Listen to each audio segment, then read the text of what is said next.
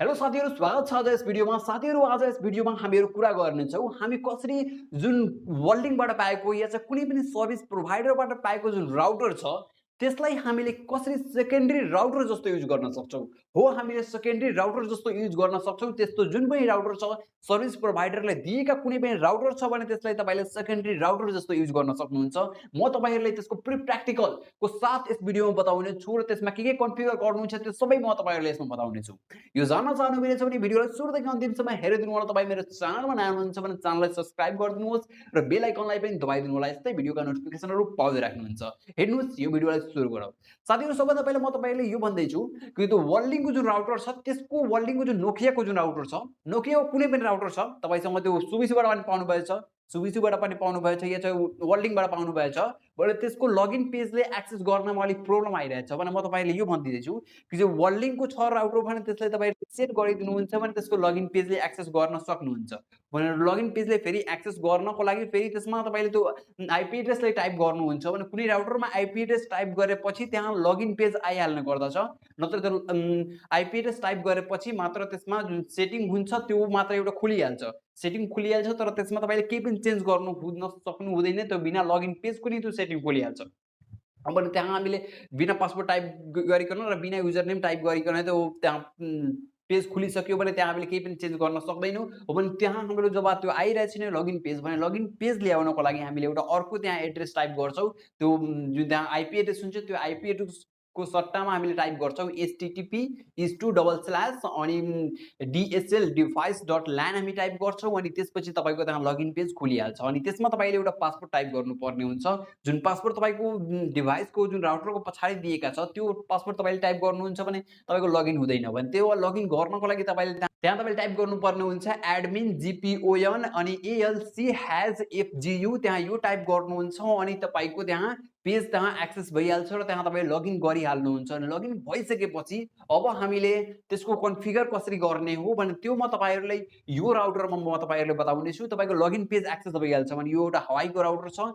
यो पनि same to same त्यस्तै हुन्छ। यसमा पनि यहाँ त्यही पोर्ट दिएका छन्, त्यस्तै पोर्ट यहाँ पनि छ।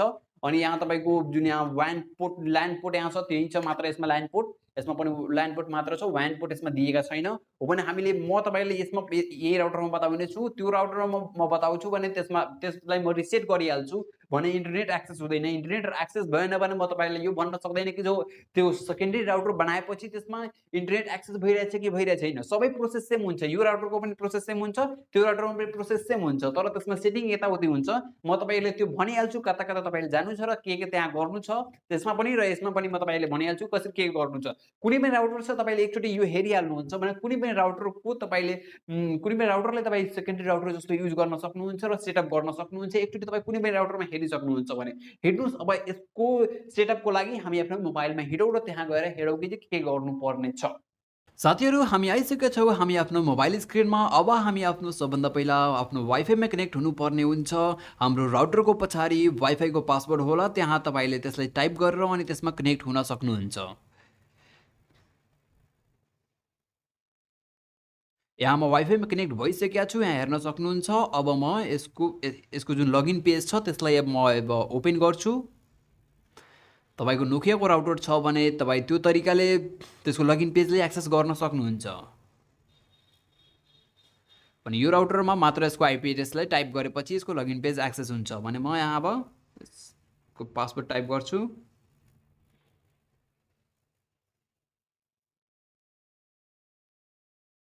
अब यहाँ हेर्न सक्नुहुन्छ यो यहाँ लगइन भइसकेको छ। लगइन भइसकेपछि अब हामी यहाँ WAN मा जान्छौँ। यहाँ माथि हेर्न सक्नुहुन्छ WLAN।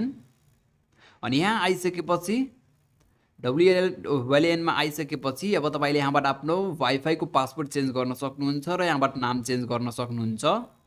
पर म अहिले चेन्ज गर्नेवाला छैन। तपाई चेन्ज गर्न चाहनुहुन्छ भने सबभन्दा पहिला तपाईले यो चेन्ज गरिहाल्नुस् अनि त्यसपछि आगाको प्रोसेस गर्नु होला।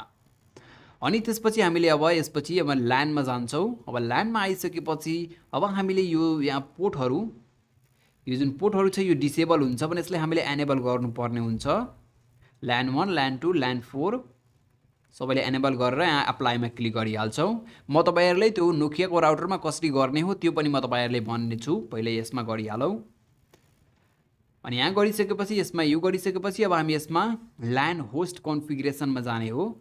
अनि यहाँ आइसकेपछि यो हेर्न सक्नुहुन्छ, यहाँ हाम्रो यो जुन गेटवे माथि यहाँ हाम्रो टाइप गरेर यहाँ ओपन गरेका छौँ, यही यहाँ पनि छ, यहाँ सेम टु सेम। भने यसलाई हामीले चेन्ज गरेर यस्तो राख्नुपर्छ कि चाहिँ हाम्रो मेन राउटरभन्दा अलि डिफ्रेन्स होस्, त्योभन्दा अलिक फरक होस्।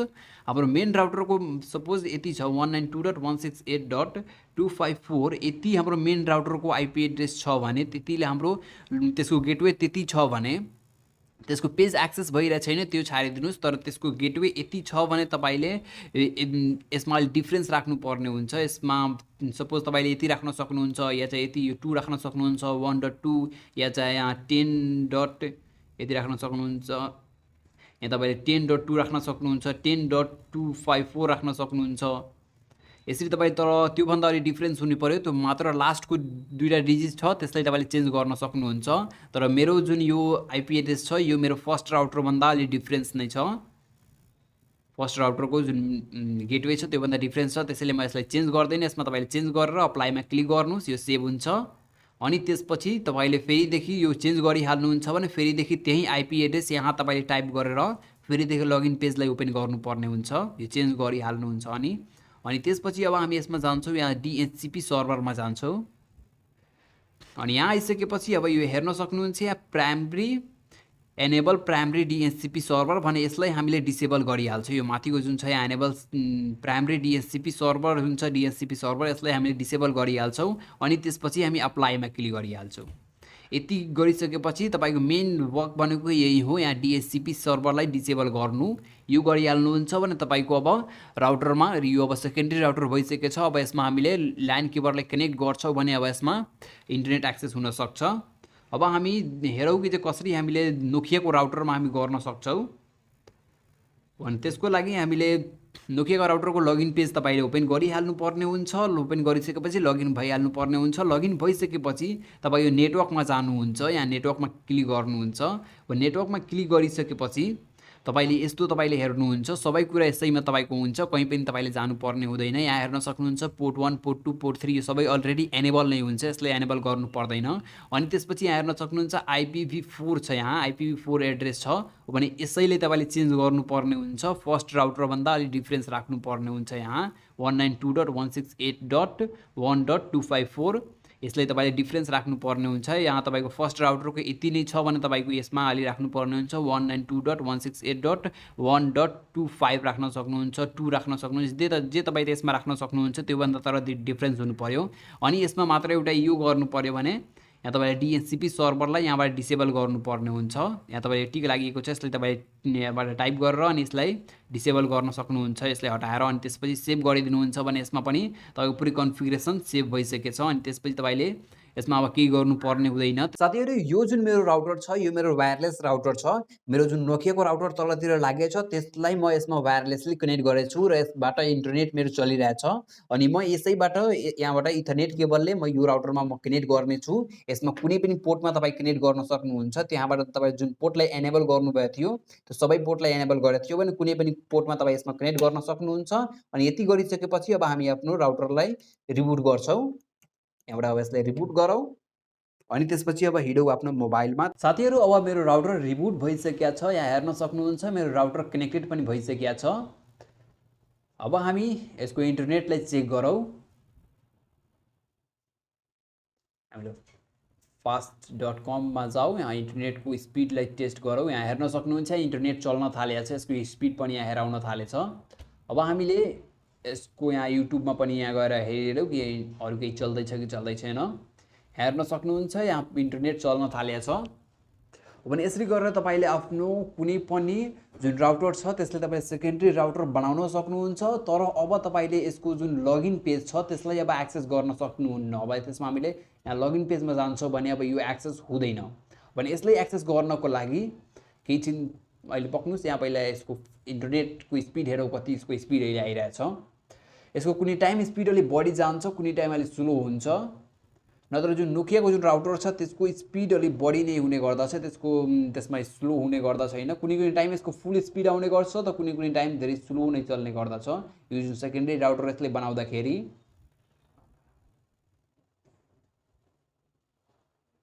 भने यसको लगइन पेजले एक्सेस गर्दा पहिले यहाँ हेरौँ। तर इन्टरनेट चलिरहेछ यतिले कन्फर्म भइसक्यो कि हामीले यसलाई सेकेन्डरी राउटर बनाउन सक्छौँ।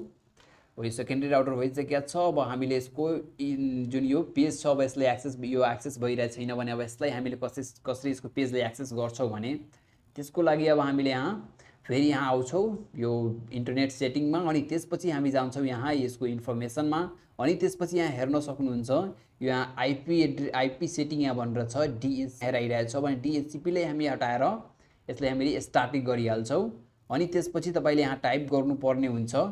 यहाँ हाम्रो जुन त्यहाँ हामीले आइपी एड्रेसलाई टाइप गरेका थियौँ भने त्यो आइपी एड्रेसमा को जुन यहाँ फर्स्ट जुन लेटर थियो त्यो लेटर तपाईँले यहाँ टाइप गर्नुपर्ने हुन्छ। मेरो यति छ 100 छ अनि त्यसपछि लास्टमा मेरो 1 थियो त्यसको 1 थियो भने 1 लाई छाडेर अर्को केही पनि यहाँ टाइप गर्न सक्छौँ हामीहरू। अनि त्यसपछि यहाँ तपाईँले एक्ज्याक्ट त्यो लगइन गर्ने जुन थियो आइपी एड्रेस त्यसले तपाईँले यहाँ एक्ज्याक्ट टाइप गर्नुपर्ने हुन्छ। तपाईँको नोकियाको राउटर पनि छ भने तपाईँले यति नै तपाईँको यो जति छ त्यति नै टाइप गर्नुपर्ने हुन्छ। तपाईँको आइपी एड्रेस नै यहाँ टाइप गर्नुपर्ने हुन्छ। जुन गेटवे जसले त्यसको एक्सेस हुनेवाला छ त्यसको पेज एक्सेस हुने गर्दछ त्यो नै यहाँ तपाईँले टाइप गर्नुपर्ने हुन्छ। यसको पेज यतिले एक्सेस हुन्छ भने यति म टाइप गरिसकेको छु अनि यहाँ तपाईँले जे पनि टाइप गर्न सक्नुहुन्छ। यहाँ तपाईँले जति पनि यहाँ आइपी एड्रेस तपाईँ आफ्नो राख्न सक्नुहुन्छ अनि त्यसपछि यहाँ तपाईँले यहाँ 24 यो 24 नै हुन्छ 24 राखिदिने अनि 88 यहाँ हुन्छ भने अटोमेटिक यति नै हुन्छ भने यति राखिने दिने। अनि यति भइसकेपछि अब हामी ब्याक जान्छौँ। यहाँ ब्याकमा क्लिक गरेपछि यो सेभ भइहाल्छ। यो मेरोमा सेभको अप्सन थिएन त्यसैले ब्याक गर्दाखेरि अटोमेटिक यसमा सेभ भइहाल्छ मेरो मोबाइलमा। अनि त्यसपछि तपाईँ यहाँ हेर्न सक्नुहुन्छ मेरो वाइफाई कनेक्ट भइसकेको छ र यहाँबाट हेर्न सक्नुहुन्छ त्यसको आइपी एड्रेस भइसकेको छ 192.168.32 भइसकेको छ। मैले यहाँ 32 राखेको थिएँ अनि त्यसपछि अब यसको लगइन पेजले एक्सेस गर्छु भने यहाँ लगइन पेज एक्सेस भइहाल्छ। हेर्न सक्नुहुन्छ लगइन पेज एक्सेस भइसकेको छ। यसको लगइन पेज यसरी एक्सेस गरेर यसमा जे चेन्ज गर्नु छ त्यो चेन्ज गरिदिनुस् अनि यो लगइन पेज एक्सेस भयो भने अब इन्टरनेट चल्दैन अहिले फेरिदेखि त्यहाँ गएर तपाईँले डिएचसिपी नै गर्नुपर्ने हुन्छ। यहाँ अब हामी आयौँ अनि त्यसपछि इन्टरनेटले एक्सेस गर्नको लागि अब फेरि यहाँ डिएचसिपीले सेट गरिजाउँ अनि त्यसपछि फेरि ब्याक गरेपछि त्यो अटोमेटिक त्यसको आइपी एड्रेस अर्को भइहाल्छ। यहाँ कनेक्ट गरौँ त्यसलाई। यहाँ कनेक्ट भइसकेको छ। यसको आइपी एड्रेस हेर्न सक्नुहुन्छ 192.168.0.2 छ यसको आइपी एड्रेस अनि यसपछि अब इन्टरनेट चल्छ। अब त्यसपछि लगइन पेज एक्सेस हुँदैन। लगइन पेज एक्सेस गर्नको लागि त्यहाँ तपाईँले कन्फिगर गरेर त्यसलाई तपाईँले त्यसको लगइन पेज एक्सेस गरेर जे चेन्ज गर्नु छ त्यो चेन्ज गर्नुस् अनि त्यसपछि फेरि त्यहाँ डिएचसिपी गरिहाल्नुहुन्छ भने तपाईँको यहाँ इन्टरनेट चल्न थाल्छ।